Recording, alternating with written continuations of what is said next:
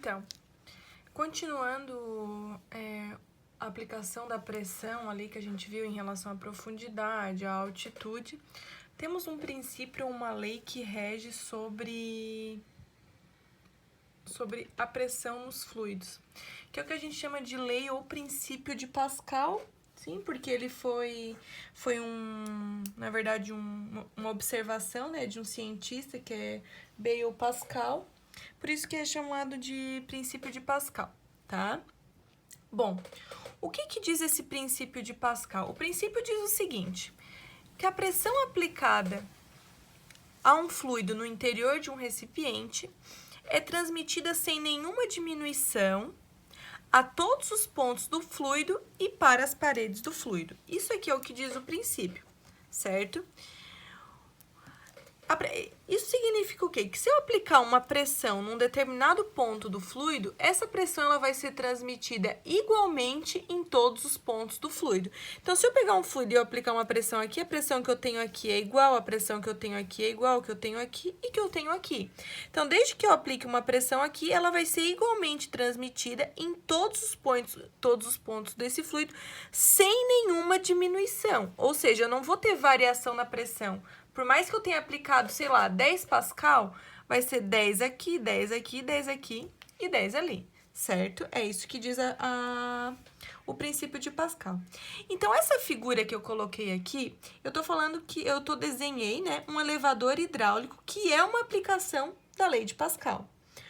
Ou seja, imagine o seguinte, a gente tem aqui um elevador, aqui eu tenho uma área 1 e aqui eu tenho uma área 2. Sobre essa área 2, aqui a gente tem um carro que está levantado, certo? E aqui eu tenho pistão e aqui eu também tenho pistão. Esses pistão aqui são móveis, certo? Então, esse é um elevador hidráulico, né? Deixa eu pôr aqui. Elevador hidráulico, que é uma das aplicações. Pode ser elevador hidráulico, cadeira de dentista, elevador de carro, macacos hidráulicos, enfim, os freios também hidráulicos são exemplos de aplicação desse princípio de Pascal. Então, o princípio diz que se eu aplicar uma determinada pressão num ponto do fluido, vai ser igualmente distribuído por todo o fluido. Então, o que acontece aqui? Se eu aplicar uma força sobre uma determinada área, nós sabemos que força sobre área é pressão. Então, aqui eu teria uma pressão 1. E essa pressão 1, ela é igualmente distribuída por todo esse fluido. Então, se essa pressão 1 vai ser igual à pressão que eu tiver nesse ponto aqui, que nós vamos chamar de pressão 2, a partir do momento que eu aplico uma força 1 sobre uma área 1, eu tenho uma determinada pressão, ela é aplicada sobre todo o fluido, então eu vou ter aqui uma pressão igual. Então, eu posso dizer que a pressão no ponto 1 é igual à pressão no ponto 2, certo? E eu preciso fazer uma determinada força para levantar esse carro aqui. Só que aqui eu tenho uma determinada área 2 que é maior. Então, por que isso aqui é uma boa aplicação? Porque a gente aplica uma força pequena sobre uma área pequena, e essa força aqui, ela exerce uma pressão que é igualmente distribuída por todo o fluido, e essa pequena força faz levantar um carro, certo? Então, o que seria a pressão 1? A pressão 1 aqui seria a força 1 sobre a área 1, e aqui seria a força 2, né, sobre a área 2. Então, se eu perguntasse qual força teria que fazer sobre essa área para levantar um carro de tantos 1000 quilogramas? Então, eu poderia dizer aqui, eu passaria o A1 para lá multiplicando. Então, a gente ficaria que força 1 é igual a 1 vezes F2 dividido pela área 2. Então, a força que eu tenho que fazer aqui seria igual à área 1, que é a área onde eu estou fazendo, vezes a força 2. O que seria essa força 2? Se eu estiver falando de um carro, por exemplo, essa força 2 nada mais é que o peso do carro. Ah, um carro tem 1000 quilogramas, por exemplo. Um carro tem 1000 quilogramas.